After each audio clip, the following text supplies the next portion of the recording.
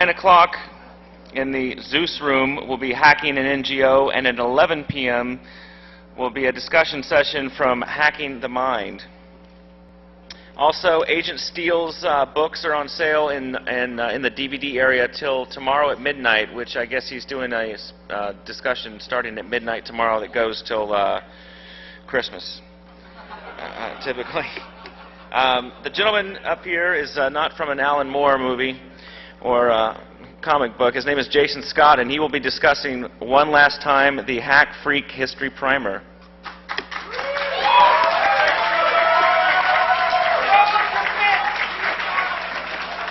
Is my voice, well, I mean, my voice travels on its own. Am I actually coming through the speakers? Okay, I'm sorry, the hat is covering my head. Sorry about that. Anyway, so before I start, because sometimes people get confused by odd items and glittery items, do you know who this is? Just so you understand, this is in fact the death vegetable of the Cult of the Dead Cow, who has come by from overseas just for this event. So, very appreciated to have members of the CDC here. So he's my good luck charm. He's kind of like my pine freshener. Kind of. Okay. Right. So let's get to the important or semi-important thing, which is who the hell am I? My name's Jason Scott. I am, at this point in life, a digital historian, a computer historian. I used to think I was a hacker. I'm not quite a hacker, but I was somebody who, when he was very young, used to like to collect everything. A real pack rat when it came to, like, just computers and magazines and everything else. And at some point, I discovered that I was basically archiving my own life and the things that interested in me. When I got to be around the age of 28, I felt nostalgic for the times that I had spent when I was young. And so I went on to the internet, and this is 1998, to say, well, what did they say about my childhood, about bulletin boards and all these phone phreaking things? And I found there wasn't very much. Not as much as I would have liked, and not the kind of things I remembered. So I went back and got my old floppies and started putting them online. And before I knew it, I had something called textfiles.com. Now, textfiles.com is an archive of just all sorts of crazy information involving computer bulletin board systems. When I got to be around 30, I discovered that nobody was going to really interview these old people or people who had been involved in computer bulletin boards through my youth. So I started to work on that, and that became something known as the BBS documentary. And the BBS documentary took me 4 years. I'm now working on a documentary about text adventures. And I found that what I really enjoy in life is talking about history, talking about things that used to be. Now, obviously, at an event like this, which is kind of a very interesting sandwich of both the old and the new, there's a propensity to both want to refer to old things and new things. But I think we all have very different ideas of what represents old and new. So one of the reasons that I asked to do a talk at this event was just simply because it occurred to me that those of you who are 18 were born in 1990, a time when a lot of other things that are sometimes referred to in these events had happened long before you were born. And while there's information out there, some of it is not really directed towards guiding you. So this primer is basically me just kind of quickly covering a few hacking and phreaking events of the past and some of my thoughts on what this represents. And mostly, if anything else comes of use of this, is that I want to give you some tools to really interpret history and really interpret what was going on, so that as things happen now and you watch as it happens around you, you'll go, oh, well, this is just happening again, and I should do something about it, so that my part of the story gets into it. So let's start off with Preparation H. Preparation H is mostly used to remove swelling from tissues. Now, normally it's meant to be used rectally, but it turns out it works against any kind of tissues. So even though it smells bad and it has not the greatest feeling, you can actually rub it on yourself, your chest area, and it will remove some of your water weight temporarily, giving you a slightly more ripped look. Enough to fool somebody, enough for you to convince them you worked out enough. And by the time they figure out that it was you that was smelling bad and not the club, and that you're not really ripped when you wake up the next day, you got them. This is a very compelling idea. if your goal is to get laid at the club. The idea that using preparation H against yourself results in getting laid is just this beautiful formula. The very fundamental great idea. So simple. It's been around for a many number of years in the bodybuilding industry. Because in bodybuilding, as you, I hope, have figured out, a lot of bodybuilding when it's presented is the result of people artificially getting themselves ready for the show. So there are chemicals that you can buy that remove body weight that don't go into your ass, and they have them, but what do you do if you can't get that chemical today, or you're in a weird place and you go grab some preparation H and rub it on and just do the best you absolutely can. Somewhere in 2007, this idea fell into the Long Island club scene. Now, what's interesting is that the idea had been around since at least 1996. I found citations of it in 1996. So for 9 years, this thing was dormant enough, but suddenly it's taken over. And then, in March of 2008, it started to show up in the press that kids in Long Island were putting preparation H on themselves to look ripped to get laid at the clubs.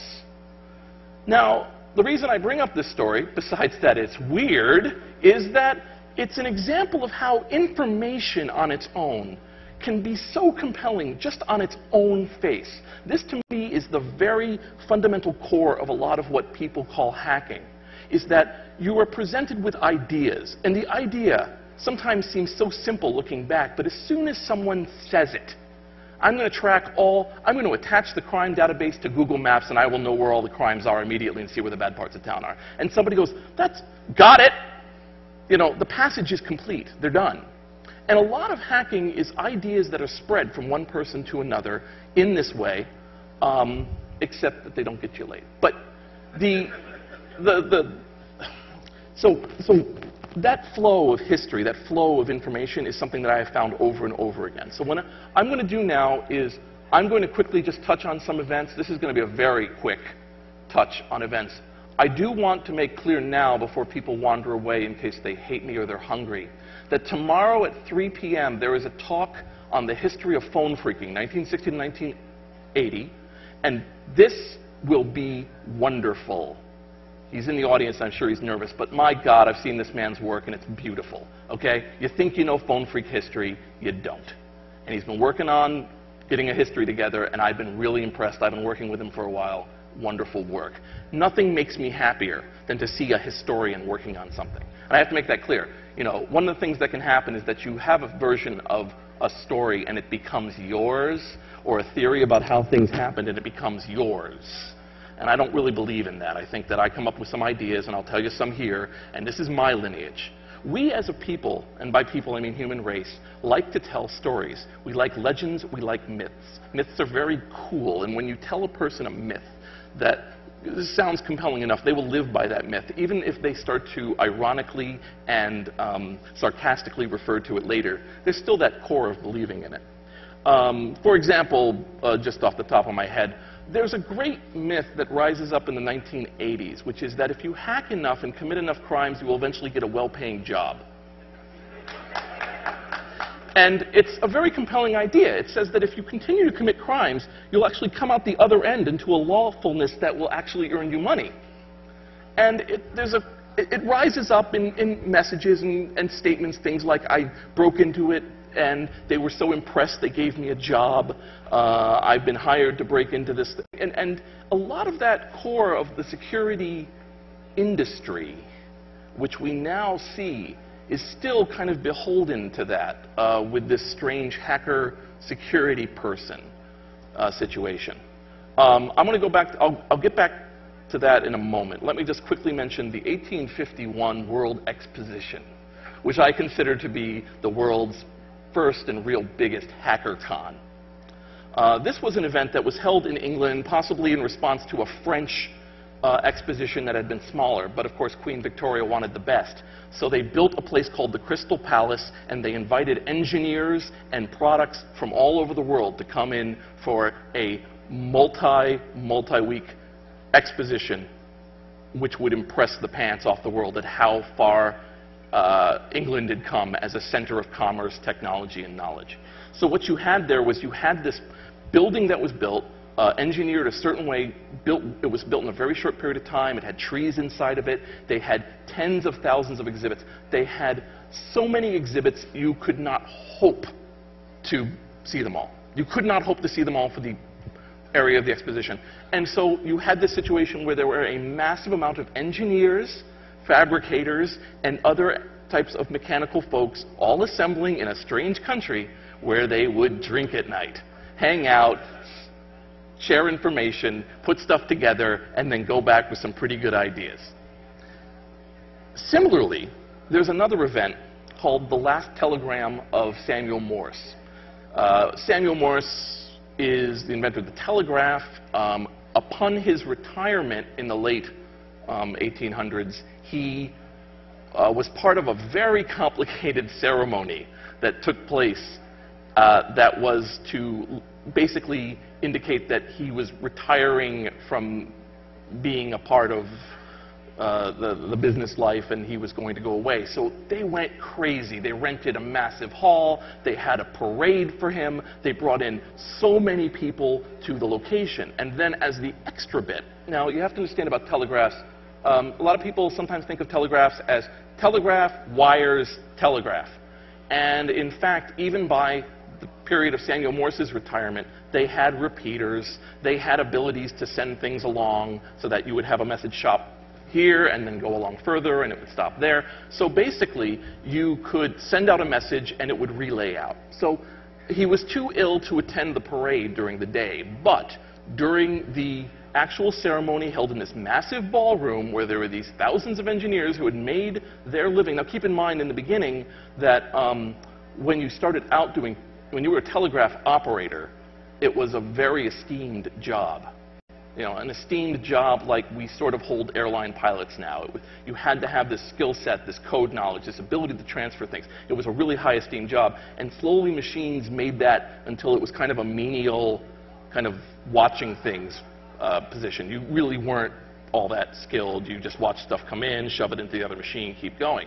Yet there was still, at this point in time, a major amount of pride about being a part of the brotherhood, part of the telegraph operators.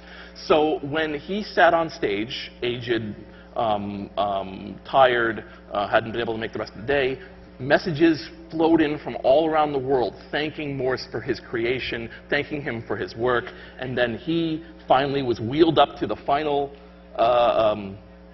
telegraph waiting for him, and he keyed out and thanked everyone and said goodbye, and there was a huge uproarious cheer. I think that was another great HackerCon, because these engineers, some of them flew from everywhere. Flew. They came in from all over and were able to hang out, share ideas, drink, build friendships. Some of them knew each other over online, and they were able to do things together. So this thing that we do here, this bit here, has a very long and varied history and has a very, big deal. It does not start with a summer con. It does not start with a ho-ho con. It is over 100 years old as far as I'm concerned. Skipping forward, there is something called DECUS, and that's a lot of time to skip, but let's go with it. The Digital Equipment Corporation Users Society, which was created basically to support DEC digital computers, things like the VAX, the PDP. And this was a group that had its own heavy organization. So it had house organs, it had people who would come up with new ideas and spread them, and they would help each other in tech support and everything. In other words, there was a recognition even back then, and this is, the middle of last century, that you could not, a machine is just a machine. A person who operates a machine is what it's all about. And so knowing that instead of just having a bunch of manuals stacked up against the machine, you really needed a support network, friends, people to talk to, people to commiserate with. That fundamental spirit is built into computers, and it has always been.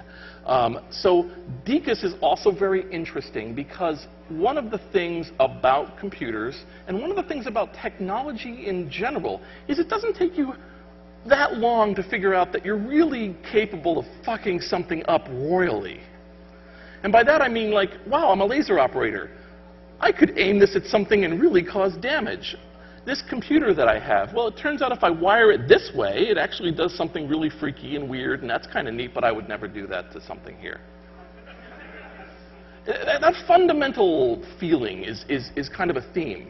In other words, I'm telling you there's themes that go on, and this is what you need to recognize. So when we deal with stuff now, when people talk about a new piece of technology, sometimes there'll be almost an abject surprise that there's another way to use it. That it turned out somebody took it and did something with it that they weren't supposed to. And this made other people angry. And wow, what an interesting new situation we have. The world is a strange and funny place. And the fact is, this has existed for a very, very long time. Well, DECUS, besides being computer operators, was in its own way a computer network. This meant that the people who knew each other could actually spread software as they wished. And so a lot of early software of the 1970s, when software stops easily being the tool of academics and producing output for corporations, and really honestly starts to spread. There's many, many predecessors in the 50s, in the 40s, of people doing computing-like work to do entertainment. But when you look back at the money, and you realize that these people were essentially taking a moonlander out to do rice boy drifting out in the parking lot, you realize how much they were playing with. Where they're playing with $1 million computer that is doing this Pong game. Well, that doesn't really spread. It's neat that they did it, but when you start to see in the 70s and the 80s and technology spreads out, well, DECUS was one of the core groups that was able to spread new ideas, new games, new programs, and as things like the internet come along later, they existed before that. So when I'm talking about history for people who are younger, now just because I don't want to, I have to know, right? Okay, 20 or younger, raise your hand. All right, I graduated from college when you were born. Awesome. And that's something that's very hard for people sometimes to grip, right? One of the things about us as people is that, like I said, we want to find the story.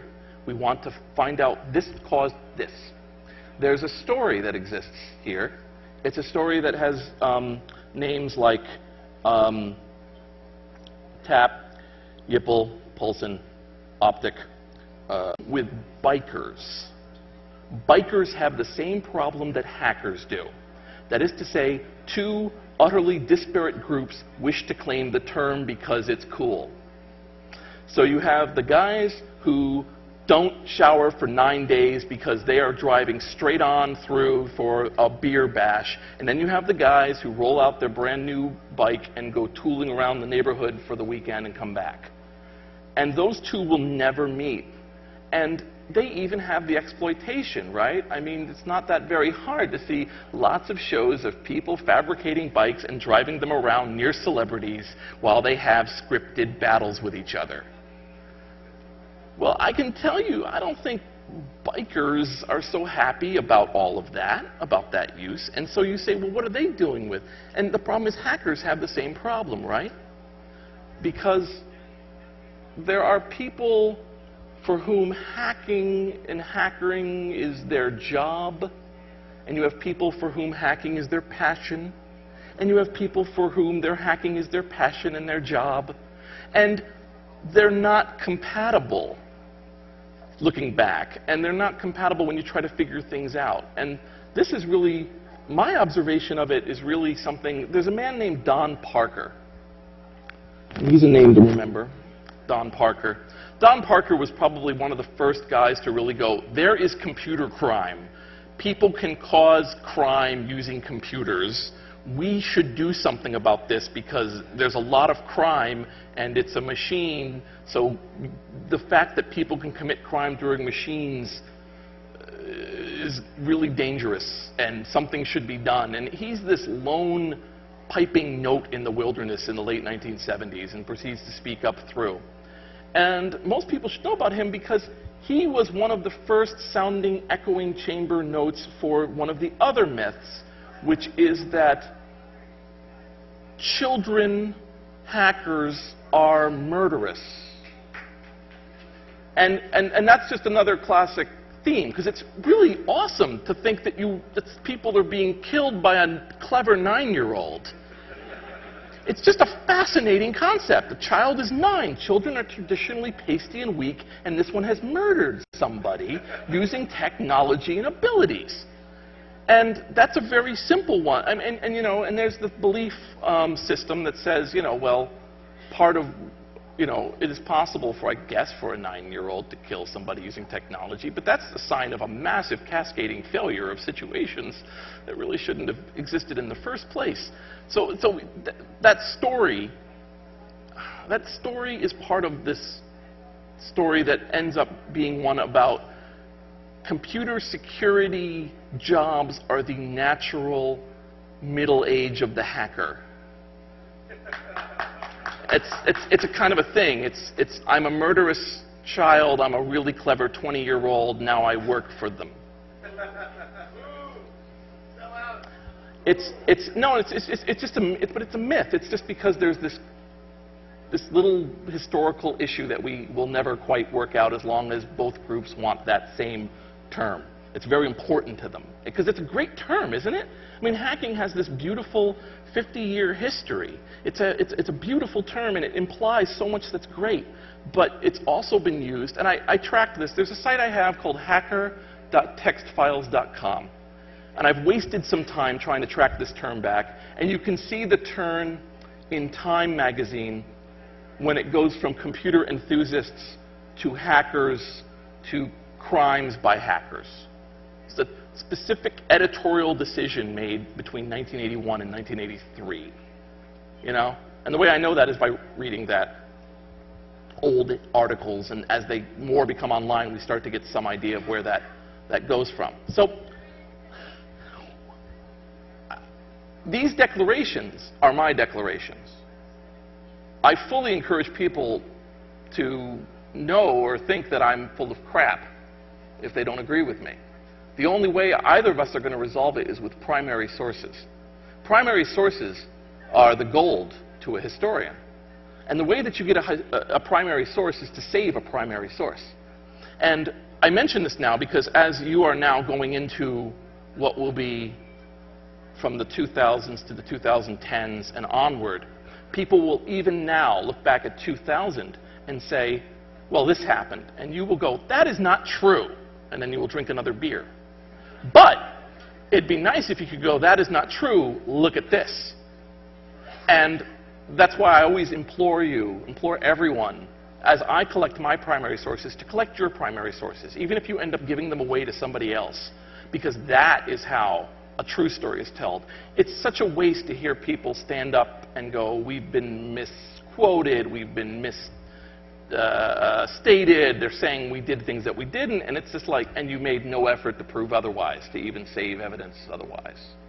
I run a site called cd.textfiles.com. People are aware of what shareware CDs were. 20-year-olds, maybe not. Let's go very quickly. Shareware CDs were this rape of bulletin board systems that occurred from about 1989 to about 1997.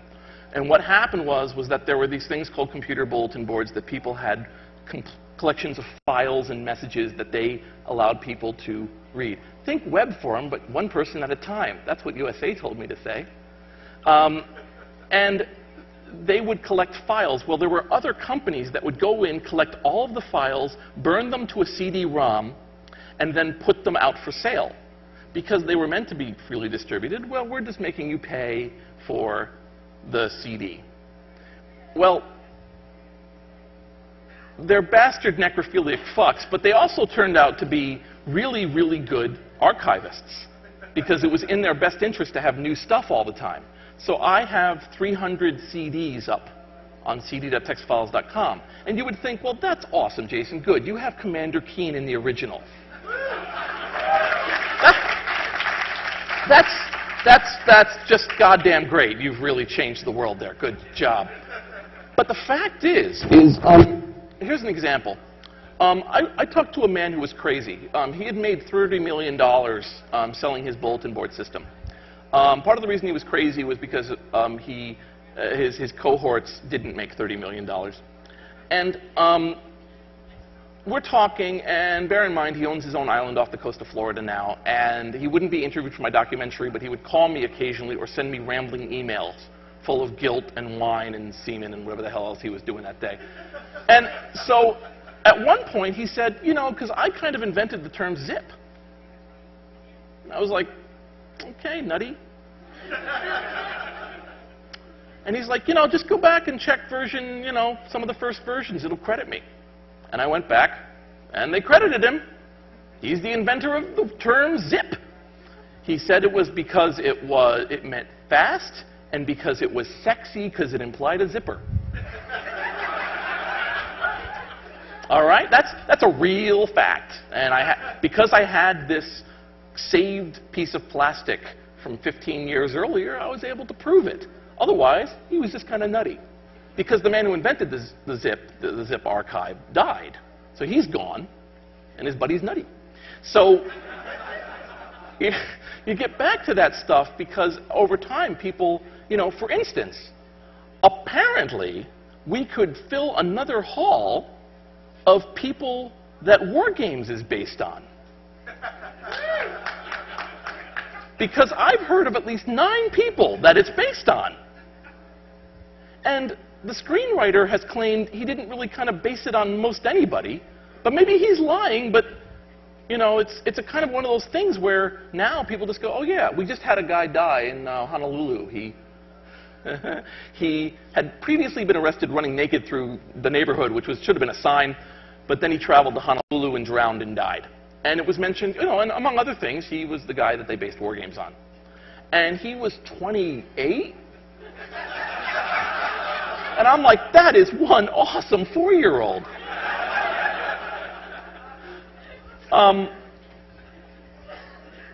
You know, it has, the upcoming War Games 2. It was based on him. There you go. That would make sense, wouldn't it? Did you know there's a War Games 2 coming out? Oh, you're not supposed to. Ah, that sucks. That means the marketing's working. It's not coming out. It's been canceled, like DEF CON. They sent it out. It didn't work. The print burned. They overexposed it. It's out. Sorry. It's whatever. It's called Code Fuck Me or whatever the hell. It's vaguely exploitative. And it's direct to DVD. Anyway, so, but you know, it's funny because a lot of people built up their knowledge of hackerdom from War Games.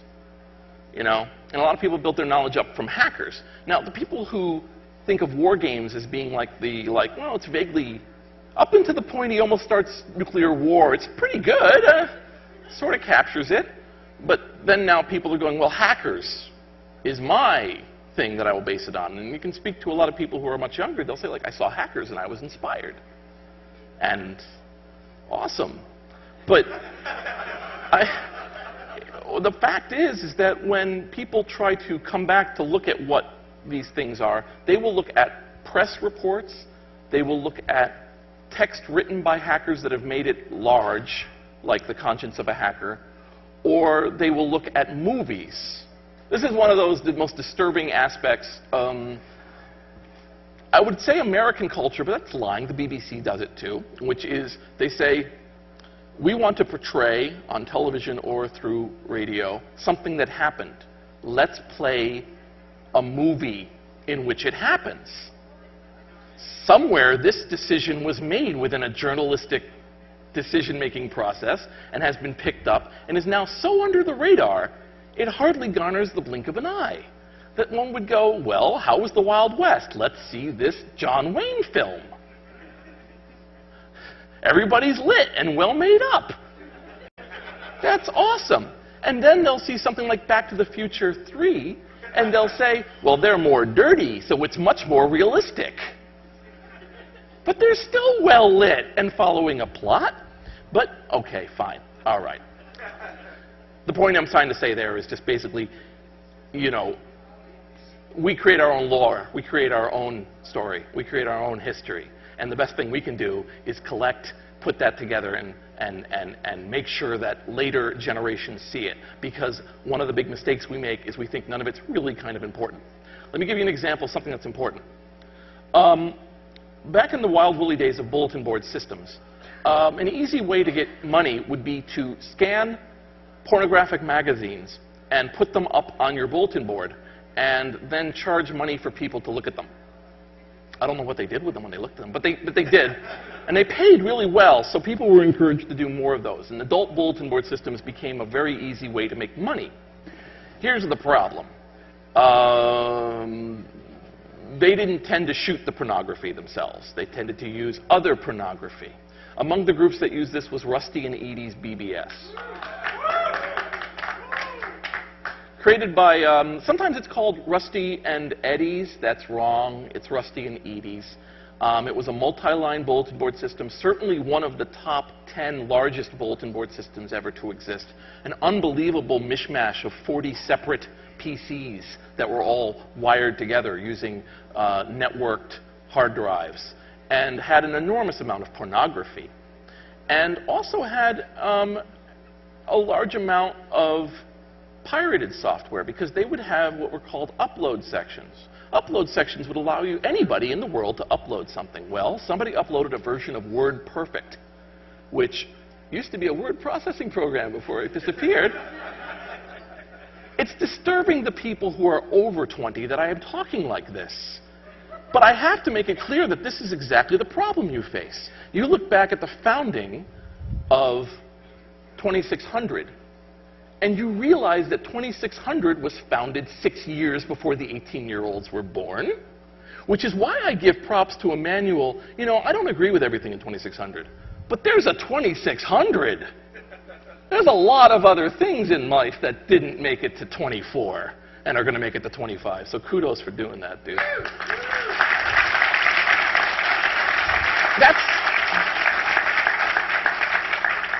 I find the average, the average life of a project, and by a project I mean a goal-set idea to be accomplished, is about 3 months. Most people, after about 3 months, have to make a decision. Am I doing this or am I not doing this? And sometimes they go into what I call a 6-month apology process, whereby they don't do it for 6 months and apologize until they stop telling you they're apologizing. You'll see this again and again in all sorts of software projects and magazines. And to go on for 24 years is quite a... I was actually at one of the first 2600 meetings, actually, somewhere in the City Corp Center. And I was very young back then, and had a great time. But anyway, at that time, to me, 2600 was this bizarre kind of overly too well-formatted upstart taken over TAP's crown now that TAP had fallen over. And TAP was the Technological Assistance Program, part of the Technological Assistance Party, which had previously been called the Youth International Party Line, which was involved with Abby Hoffman. And there's an enormous amount of story there. It's one of the stories. There's also a thing called TEL, T-E-L. It was out at the same time as TAP. It doesn't have as much fame because it was shut down after about 4 issues. I've scanned a few and put them up. Same story and same stuff, but they were eventually shut down. So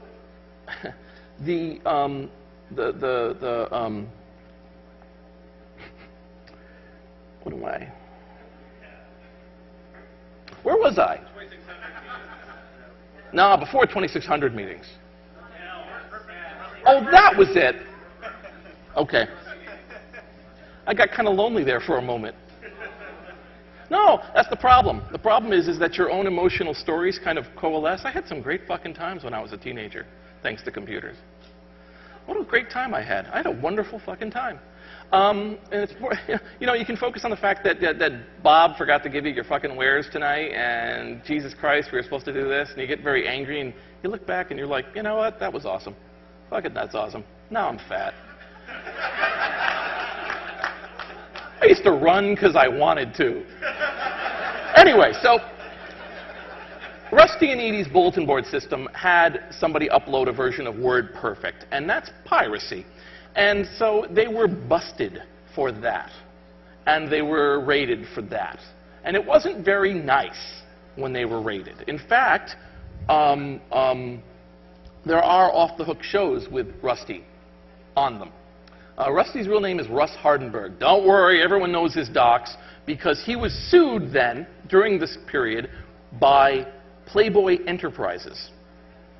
And Hardenberg versus Playboy is a critical court case because it said that you are responsible for what's put on your computer if you make any effort to collate or curate it. In other words, if you have just an open area and you don't care and nothing ever gets done, it's unmoderated, nobody bothers you, but if it's obvious you're going in, you're putting in descriptions and you're changing stuff and you are maintaining it. This was the court case that was cited in the Napster case. So a bulletin board program issue became a Napster problem. So I'm going to say a little bit about how fucked up law is, because it's critical to understand that. Let me give you an example of how fucked up law is. I ran an ISP for a while, and by I mean I ran an ISP like you push a piano off a building, so let's not go there too much. But during the time I was running an ISP, there was a letter that I got from an Assistant Attorney General of, I believe it was Pennsylvania. And it was a letter explaining to me my legal liability for any material that I sent to Philadelphia, to Pennsylvania over the internet. To show that he was serious, he cited relevant law from the 1800s. Here's what happened. Guy shoots other guy. Other guy dies. They arrest shooty guy because he killed the guy. Shooty guy says, oh, I may have killed someone there, but I was standing on an Indian reservation when I shot him, and he died over there on the hill. So your law doesn't apply to me because I was in another place. The court said, wow, nice try. But because you caused a crime to occur within the confines of our state, you are responsible for that crime. And then Bucky McLawfuck decided in 1996 to cite that law to me as examples of why I could not allow illegal things from my ISP to enter into that state. That's the law in a nutshell. There is a lot about the law that is this kind of organic, I said this said happened, I'm thinking this is like this. And the horror that Mitnick faced, the horror that Crunch faced, the horror that Optic faced, that a lot of people don't really understand is just that it's like this big, dumb clown machine that has your foot, and it is going to crush you. And it is going slowly, and it's big and dumb, but you're gonna die.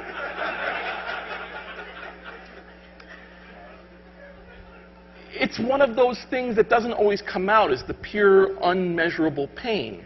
Whenever you have something happen, and this is again proven by history, that when the fundamental aspects of an industry change, there is this bizarre period where everything kind of goes willy-go-nilly, and it just starts to have people making up what they think law is because the law doesn't work that way yet, and let's do this. And we're experiencing that right now to some extension, for instance, with peer-to-peer and DRM and all these horrible acronyms people throw out to be cool. But they are all problems that have occurred for many decades before, problems where the law comes in and says, wow, we really don't have anything to handle this, let's start hitting. Because hitting works. It slows things down for a bit. And so bulletin board systems experienced all this and more. Does anyone know, you knew Rusty and Edie's. You know Nick's picks, by the way? I met Nick's one. Anyway, oh, dirty old man. But amateur action BBS.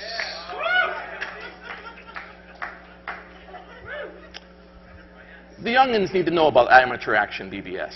They don't necessarily need to know about amateur action, but they do need to know about the BBS. Amateur action was a somewhat controversial bulletin board system. It certainly had what was called at the time a nudist section, whereby nude people of all shapes, sizes, and ages were located. Fine, whatever, hate, dis-hate, whatever. Amateur Action had that. Amateur Action had a number of... they, however, did grow their own porn. They did not copyright violate. They were not affected by Playboy. They were not affected by these other places. I was actually told by one of the largest BBS's, Exec PC, that when this ruling came down saying you scan Playboy, they had no idea where most of their pornography had come from. So they went through for 2 weeks and found every picture where the models looked too good and deleted them. They filtered for ugly as a life-saving maneuver. The steps you have to do, but what are you going to do? Well, anyway, Amateur Action grew its own porn. They encouraged their members who were swingers to send them photos and everything else. Awesome. They were located in California.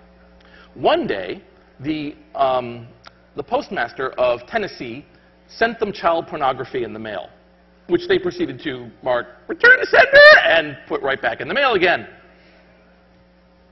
He then went and got an account on the Amateur Action BBS, which was done by sending in a payment or making a credit card payment to the Amateur Action and mailing it to them. You know, the way they would verify your age is they would have you scan your ID and send it in. So they knew you were over 18, and they would have you do this, and this was what was considered good practice at the time.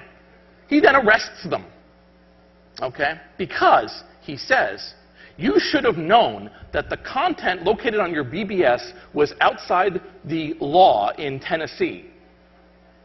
Now, nowadays, in the days of the cease and desist coming every other day and the person going, ha, look, another one, it's somewhat sobering to realize that they were then extradited from California to Tennessee and stood trial and lost. She was sentenced to 3 years. He was sentenced to 7 for obscenity. He appealed. He was not able to win. He spent 7 years in jail. Now, this is a period of the mid-90s. So at a time when we're all going, woohoo, Netscape is kind of neat. Let's all invest in nothing. He's stumbling back into the light because of something that happened on a computer bulletin board system at 2400 baud in early 1990s. There are a number of these time warp cases where they stumble out of what they were doing and realizing, wow, things got different. And when you now have a situation where pornography is almost the black fly of the internet, where you stumble upon pornography as you would stumble upon laundry going to your bathroom, you almost can't think of a time that people would consider pornography so inherently toxic that they would extradite a person. There's a number of people whose lives have been radically changed. Another gentleman who has begged me never to give his name or where he was, but I will say he was a Medal of Honor recipient, sold CD-ROMs. Some of these CD-ROMs had swimsuits. Some of these CD-ROMs had adult images, and he was arrested for obscenity for selling CD-ROMs with the images. And he was busted. And Mr. Medal of Honor went away for 4 years at the age of 50 for selling CD-ROMs with porn on them to adults who were sending an ID. This was just a few years ago. So it's funny when we have things now and people are being shocked at the innovations in law, where this whole idea of like how do we share, you know, the kind of what the most recent interesting innovations in law, where they're saying things like having something on your server available is the same as copying it to somebody. Like those kind of like how do we get this guy stuff has been going on for a very long time. One other one, just because it pisses me off. I do have one. It didn't get into my documentary because I couldn't get other people into it. But basically there was a case of somebody who had his computer raided in 1992. It was his, you know, at a time when computers were everything if you had one. They were these multi-thousand-dollar things that could often contain not just your home, but your business and everything else. And they seized his. in a piracy accusation case, and he wanted it back. Traditionally, this doesn't happen, really. And he asked the police chief to take care of the computer because he was hoping to win it back. And the police chief said, "Oh, it is utterly safe on my desk." There are cases I have of law enforcement using computer raids on trumped-up charges to increase IT budgets.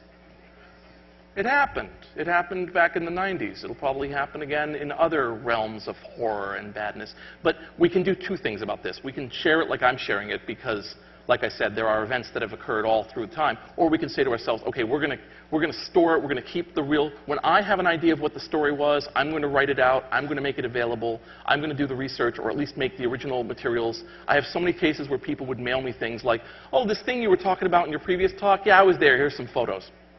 And I go, "Well, thank you." And the photos tell us so much. There was a phone phreak conference in the early 1970s held in association with Tap magazine where they had a ballroom in New York City where you could play with switching systems and get talks about how to build things and how to do stuff.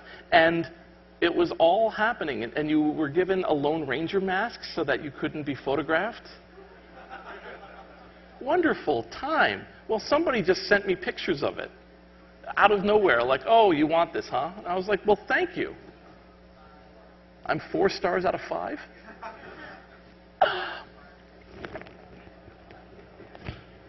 What I encourage people to do, because I really don't think a talk really can parlay that much information, is to browse some of the sites that I run.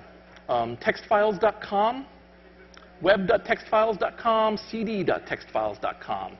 hacker.textfiles.com, places where I've tried to collect primary sources if this sort of subject interests you, collections of scanned items that I hope give you some insight into those times. But I also need something from you. What I need from you are tour guides. The #1 job of the 21st century will be being a tour guide. We don't have a problem with random information. We sometimes have a problem with covering information completely. But what we really have is somebody who looks down and says, "Here's all this stuff, and maybe you should look at this and look at this." Because when you put up a new image gallery and it's got 7,000 images, no one's going to browse that. But the one guy who does, who really puts it in context, and I consider those guys historians, those are the heroes. If you think there's a story that hasn't been told and you think no one's going to tell it, you should tell it. You shouldn't just go to bed that night. Even if it sucks. Even if it's poorly written, it's more than we had. When I interviewed people for the BBS documentary, I interviewed 205 people. 4 of them are dead.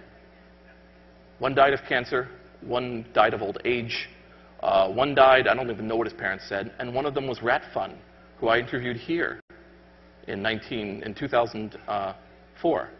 I interviewed him, and then he died. And his family was delighted to have 20 minutes of him talking about himself, because there wasn't any others. So this is the kind of stuff you have to kind of think about when you say, well, there'll always be somebody who understands this happened. They won't. They don't always. We don't stick around forever. I'm going to leave it at that because that's right in theme. I like that. So, anyway, thank you so much for your time and for listening to me.